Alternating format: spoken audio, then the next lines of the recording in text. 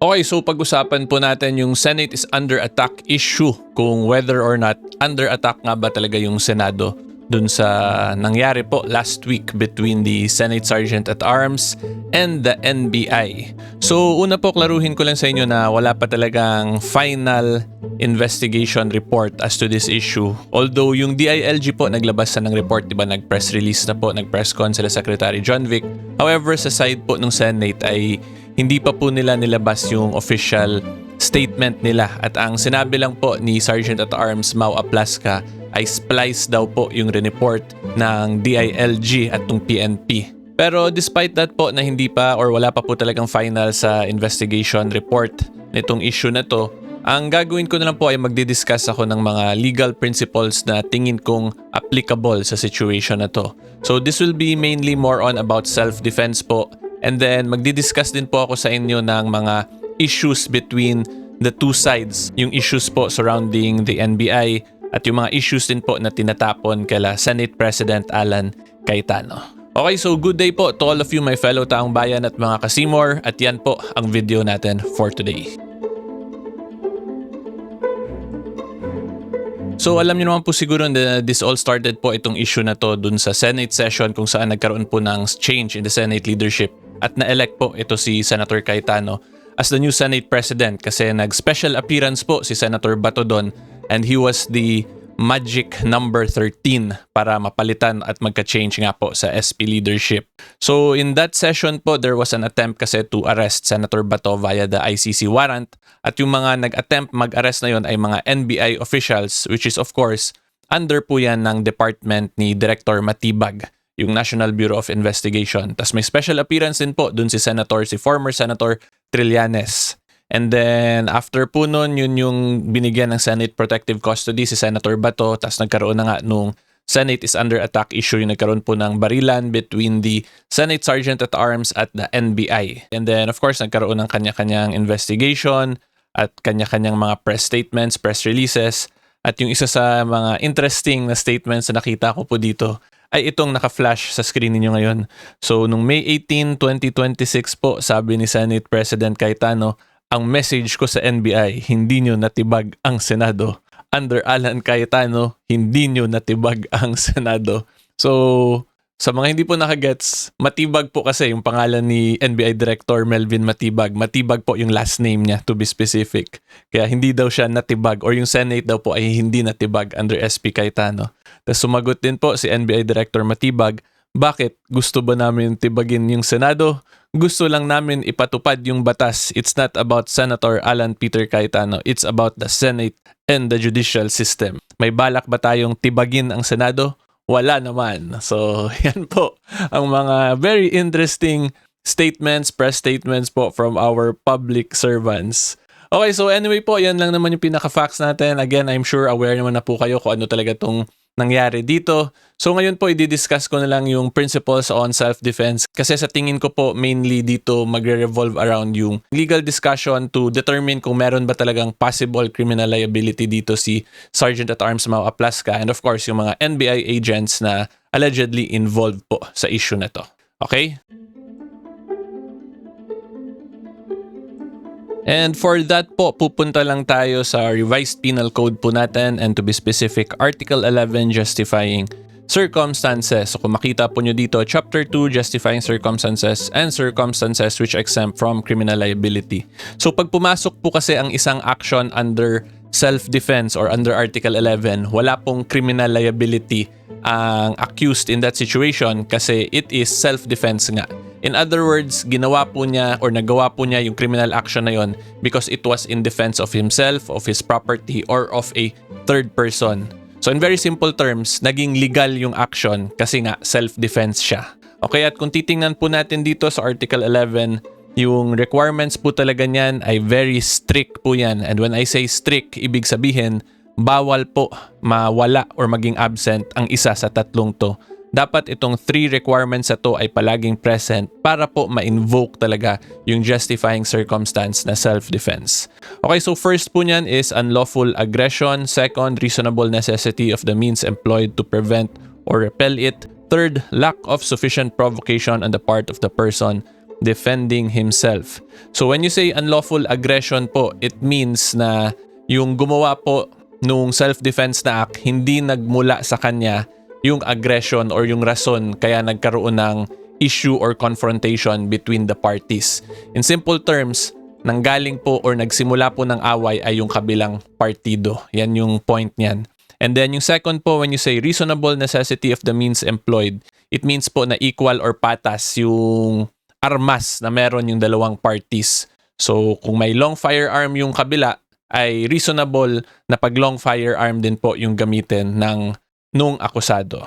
Okay, and then third, lack of sufficient provocation on the part of the person defending himself. So itong third, related po to dun sa first in the sense na hindi nga po nagsimula dapat yung accused nung gulo in very simple terms. Okay, so yung provocation or yung unlawful aggression ay nanggaling po dun lahat sa kabilang party.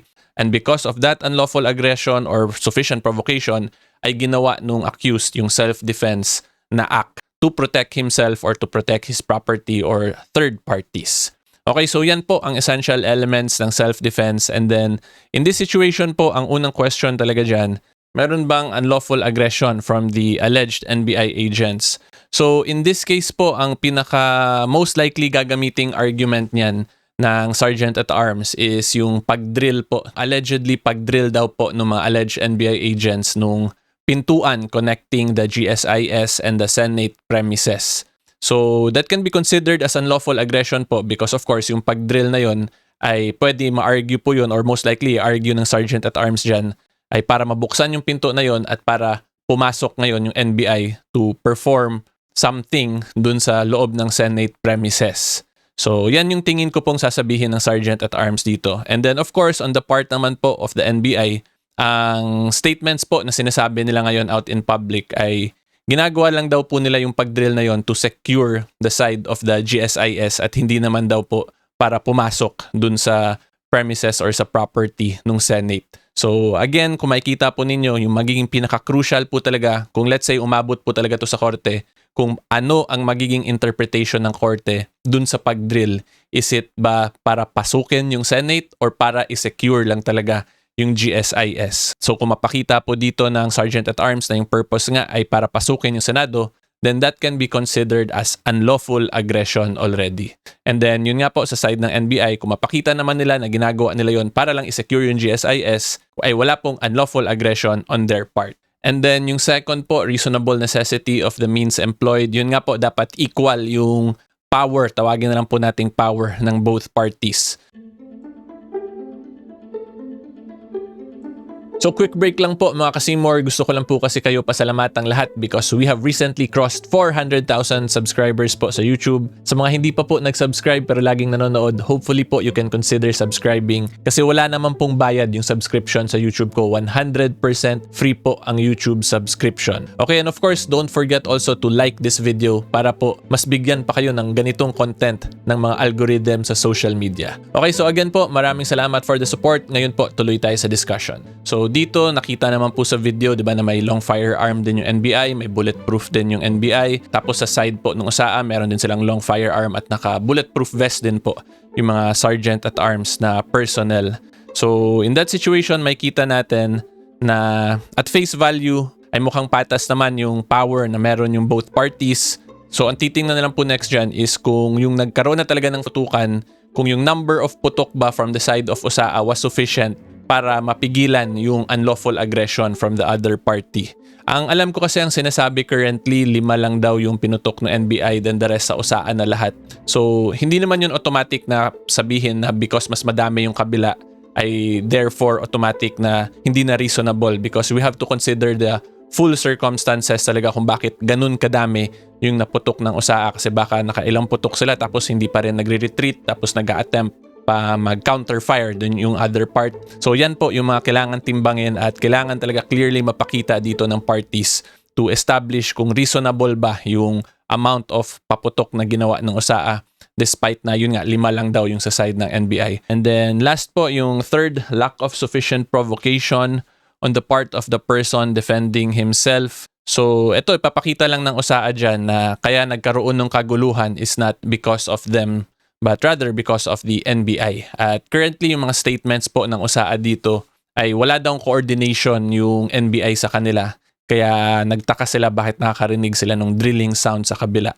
So from that, pwede yun sabihin na wala namang provocation on their part, kundi yung provocation is yung drilling at yung presence ng NBI. So tingin ko sa third, wala masyadong magkaka-issue. Sa second, may possible issue pa considering nga yung current data lang natin ay mas madami yung putok ng USAA versus the NBI. Pero yung pinaka-crucial nga po, like what I explained earlier, is ito talagang first, yung unlawful aggression. Kung whether or not yung drilling actions ba yun ng NBI will constitute talaga as unlawful aggression para pumasok talaga sa self-defense yung actions ni Sergeant at Arms Mau Aplasca at yung mga Sergeant at Arms personnel. Okay, so yan lang po ang masasabi ko as to this. Ngayon po, punta naman tayo sa second topic natin for this video. I-discuss ko po muna yung mga nakikita kong issues sa statements and actions po ng NBI at ni President Bongbong Marcos in relation po dun sa Senate is under attack na issue.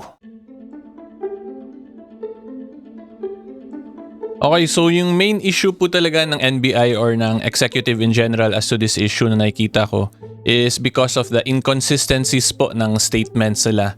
Because immediately nung day of the Senate was under attack or is under attack na issue, ang sinabi po doon ni Director Matibag ay wala daw pong NBI agents in the area of the Senate or around that area considering lahat daw sila ay nasa parang work event po yun, nasa isang hotel sila.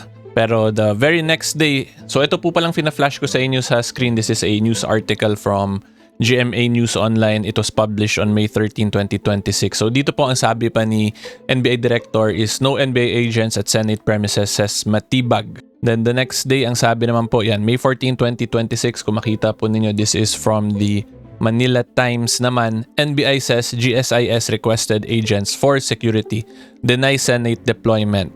So hindi naman talaga siya directly inconsistent since ang sinasabi po ng NBI dito ay wala daw sa Senate pero nandun sa GSIS sa katabi or nag-request daw po yung GSIS ng NBI sa katabing area to secure for security purposes. Pero sa Senate ay dinenay po yung deployment sa Senate.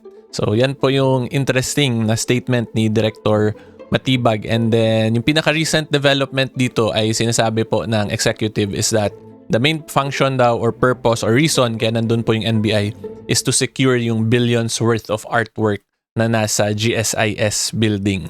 So yan yung nakikita kong pwede pong i-argue as inconsistent kasi yun nga po wala daw any NBI agent within the area kasi nandun nga sila sa event. Pero it turns out meron naman pero nandun lang sa GSIS side.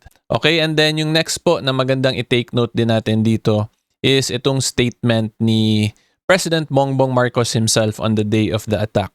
So in this video po, kung mapakinggan ninyo to, sinabi din ni PBBM dito na around 4 PM, sinabihan daw niya si NBI Director Matibag na umalis na dun sa Senate premises.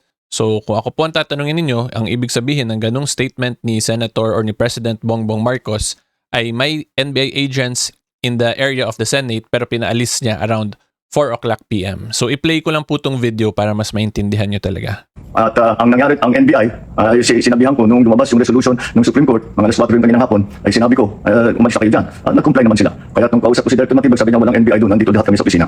At ayun po. So yan po, 4 o'clock pinaalis ni President Bongbong Marcos. So yan po ang nakikita akong issue mainly talaga sa side ng NBI, yung inconsistency sa statement nila. And then, yung magandang next question kasi talaga dito because yung allegations nga or yung main defenses ng NBI currently is that number 1, kaya daw sila nagdidrill dun sa pintuan ay to secure the GSIS side of the building. Tapos number 2, yung purpose nga nila is to secure the billions worth of artwork na nandun sa GSIS. So yung question dun, normal na function ba yun ng NBI na mag-secure ng premises or ng area? So, para masagot po natin yan, reviewin lang po natin yung NBI law. Which is Republic Act 10867, June 23, 2016 to siya na enact. So, this is an act reorganizing and modernizing the National Bureau of Investigation, NBI, and providing funds therefore. So, dito pa lang po, I'm sure may idea na kayo kung ano talaga main function ng NBI, diba? Sa pangalan pa lang po ng bureau nila. And then yung maganda pong tick na natin dito is section 4 kasi dito po nakalagay yung powers and functions talaga ng NBI. So letter A, undertake investigation and detection of crimes, issue subpoena. Letter C, National Clearinghouse of Criminal Records and other related information. And then render technical assistance to government agencies and instrumentalities. So ang tingin ko dito sa letter D yung pinaka pwede ma-argue ng NBI na ito yung service na pinrovide nila dun sa GSIS. Pero yung issue lang dito, ang sinabi kasi technical assistance. So this means, this relates to the expertise or to the main function of the NBI, which is mainly nga for investigative and forensic function. So yun yung magiging counter-argument dyan. Hindi naman security yung main reason ng NBI. And perform such other functions as the President or the Secretary of Justice may assign. So kung makita po ninyo, generally ang main function po talaga ng NBI is for investigation at mga forensic expertise or requirements purposes, yung mga evidence gathering na yan, pag-imbestiga.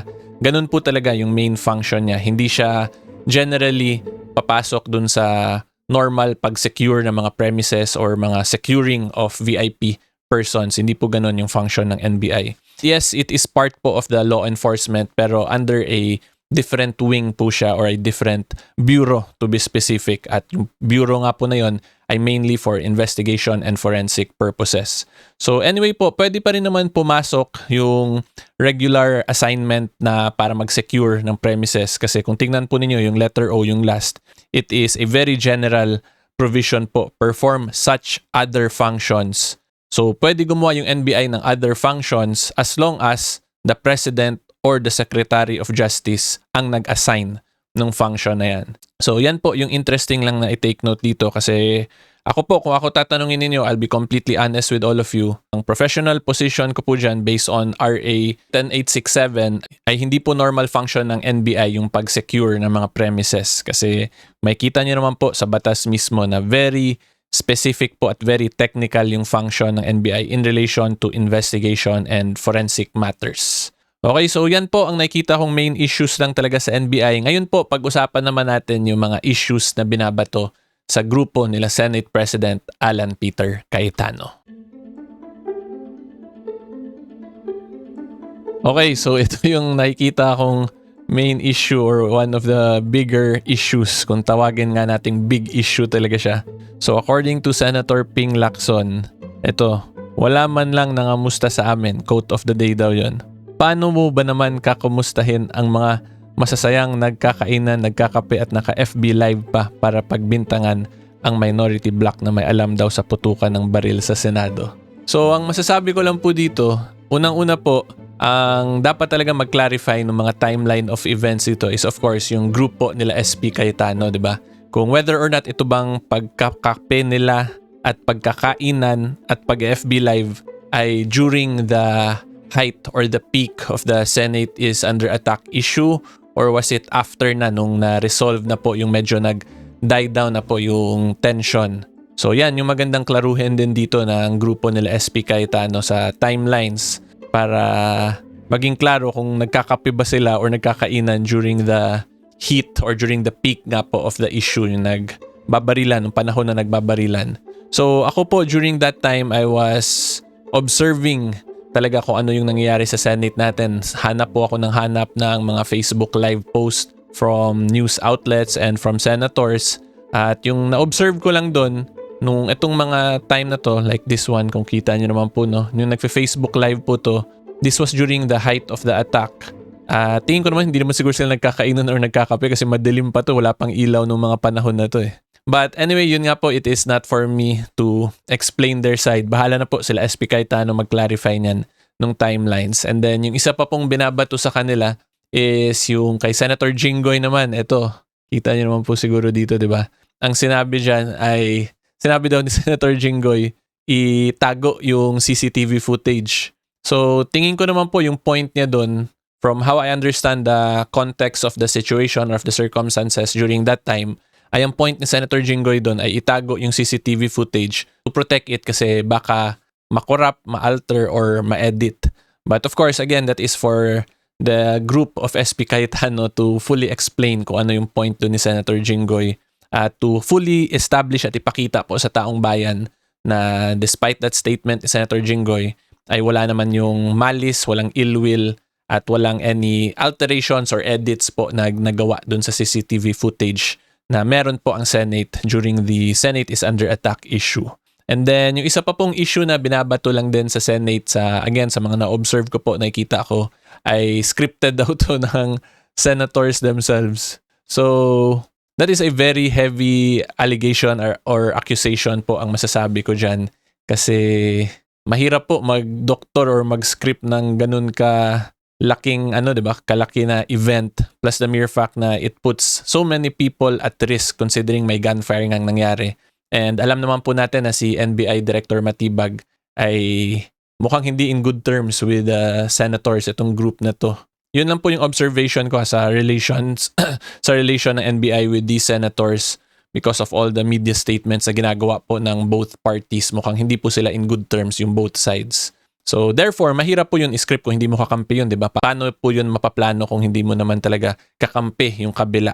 And then of course, kung sila po yung nag-allege or nag-accuse na scripted yon, then sila po yung may burden yan na mapakita na scripted talaga to. 'Di ba? Kasi again, it involves yung safety and security of the senators, and kahit ako mismo during that time nung nakikita ko na ganun yung nangyari sa Senate, kahit ako po personally nasi-stress lang ako for our country kasi hindi ko maintindihan bakit sobrang politically divided tayo because of course, because of politics mainly. And it is just sad to see na the country where I was born, raised, and currently live, and of course where I exercise my noble profession as a lawyer, ay sobrang nagkakagulo currently. Pangit lang po siya pakinggan or makita, lalo na po considering I have two very young children. Yung eldest ko po is only 3 years old, tas yung pangalawa ko is 1 year old. And I will most likely, of course, let them study here, work here, unless na lang biglang gusto nila umalis later on. Basta for them kasi gusto ko ma-appreciate din nila yung Pilipinas. Pero with what is happening nga po currently, medyo po talaga, mahirap at magulo considering the state of our nation. And as a final remark na lang po, ang masasabi ko lang talaga or ang hope and prayer ko lang po talaga ay yung mga politicians po natin, yung mga public servants po natin ay sana makahanap sila ng middle ground para matigil na yung mga bangayan politically at mas makafocus po talaga sila for the progress of our nation and the Filipino people. Diba? Wag po yung political agenda or political narratives lang nila, yung mga personal politics po nila yung tutukan, kundi yung what is most beneficial po talaga sa Pilipino. In simple terms, dapat po talaga mapunta tayo sa Filipino first na policy ng ating government. Okay, so yan lang po ang masasabi ko as to this issue. Hopefully klaro po yan. If you like more legal videos and current events, subscribe lang po kayo sa channel ko. And until next time, see you all po. Bye-bye!